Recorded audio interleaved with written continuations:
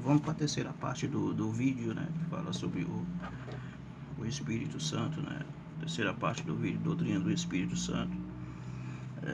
Vamos lá, primeiro, ele é eterno, né? Nunca teve início e nunca terá fim, Hebreus 9:14. Segundo, onipresente, ele está presente em toda a criação e em todos os lugares, Salmo 139 e versículo 7. Terceiro, onisciente, ele é onisciente, né? Ele sabe todas as coisas, 1 Coríntios 10, né?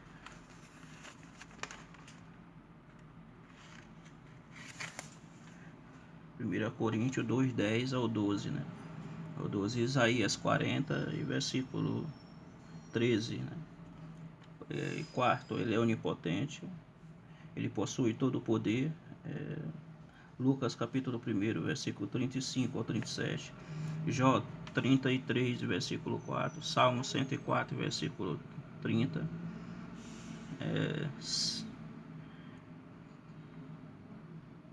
quinto, vida, né? Ele é vida. A Bíblia diz que somente em Deus é a fonte de vida. 2 Coríntios, capítulo 11, 2 Coríntios 3, 6, né? Romanos 8, 2. 6, ele é o Criador, né? Juntamente com o Pai e o Filho, ele criou todas as coisas. Salmo 104, versículo 30. Sendo Deus, o Espírito Santo tem total e perfeita integridade moral. E ele é santo, né? Efésios capítulo 1, versículo 13. Segundo, verdade, ele é verdade. Jó 14, 17. Terceiro, amor. 2 Timóteo capítulo 1, versículo 7. Quarto, misericórdia. Romanos 8, 26. Quinto, ele é zeloso. Tiago 4, capítulo 4, versículo 5. Nomes, seus nomes, os nomes que dão ao Espírito Santo, né?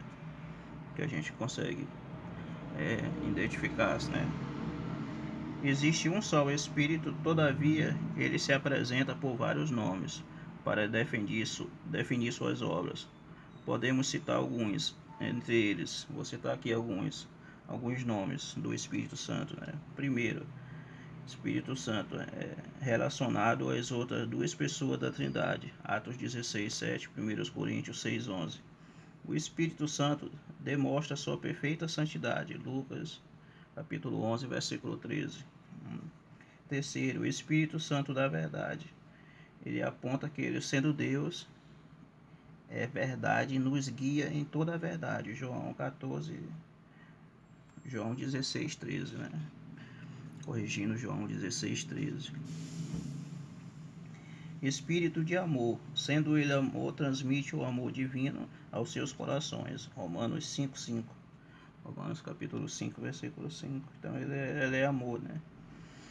Quinto, espírito de poder. O Espírito reveste o crente de todo o poder para serviço cristão, né? Então, o Espírito de poder, o Espírito reveste o crente de poder para o serviço cristão. 2 Timóteo, capítulo 1, versículo 7, Atos, capítulo 1, versículo 8. Então, o Espírito, ele é de poder, ele reveste os seus servos de poder, né? Então, ele reveste você de poder. Espírito de graça, sexto, né? Espírito de graça, ele apresenta Cristo crucificado e testifica a sua graça. Hebreus capítulo 10, versículo 29, Romanos 3, 24 e 7. Sétimo, espírito de súplica, ele ora em nós. Romanos 8, 26 ao 27. Romanos capítulo 8, versículo 26 ao 27. Espírito de súplica, ele é um espírito de súplica, ele ora em nós, né? Ele ora dentro de nós, né? Se fosse dentro de nós. Oitavo, espírito consolador, ele convence o pecador para que ele seja salvo e nos consola em meio às provações. Jó 16, 7 ao 8. Jó capítulo 16, versículo 7 ao 8. Então não tem como vencer sem ele, né? Não tem como vencer sem o Espírito Santo, né? Ele não obriga, né? Mas ele nos consola para que a gente vença, para que a gente seja salvo. Ele nos consola em meio às provações, em meio às lutas, né? Ele não obriga ninguém, mas é ele que convence o pecador dos seus maus caminhos, né? Todos nós que passamos pela convenção, a gente veio para a igreja, para a casa de Deus, para Jesus, através do Espírito Santo. Não tem como a gente vir sem ser pelo Espírito Santo de Deus. Então o Espírito Santo de Deus é que traz a pessoa para Jesus. Ele que convence o pecador. 9.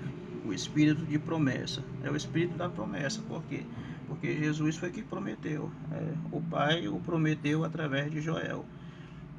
Joel 2, 28. Jesus também prometeu enviá-lo. Lucas 24.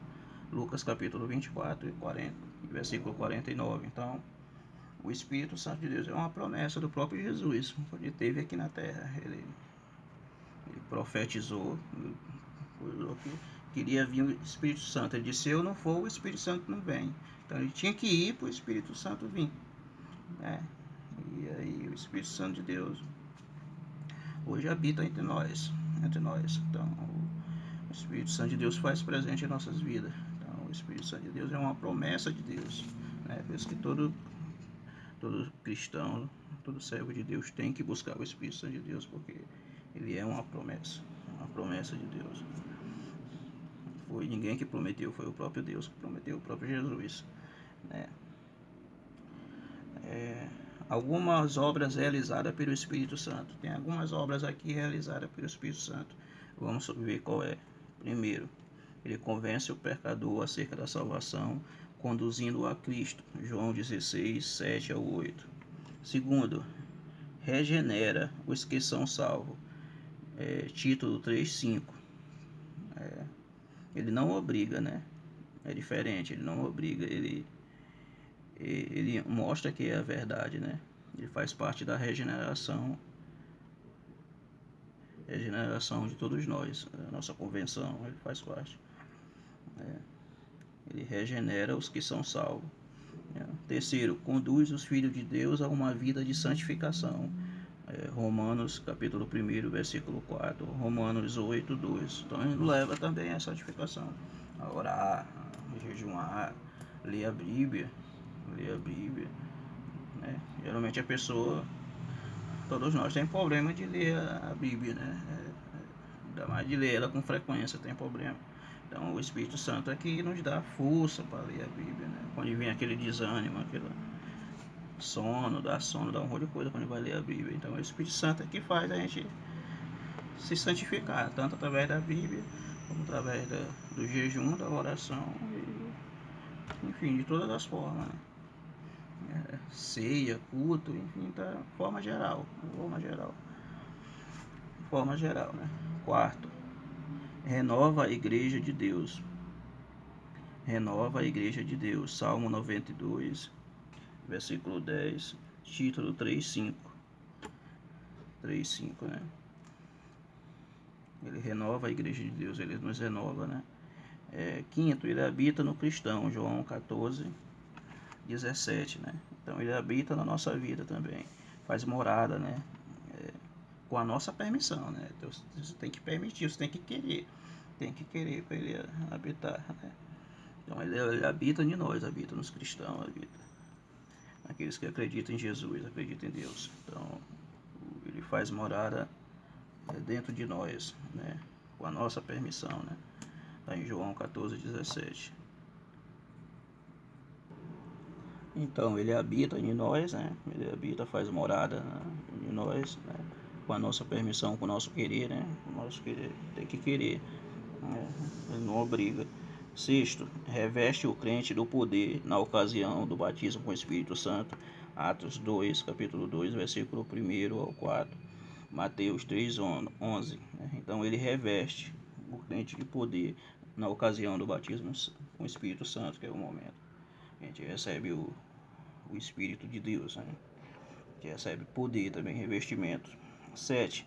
Foi a causa do nascimento virginal, né? Lucas capítulo 1, versículo 39, de Maria, né?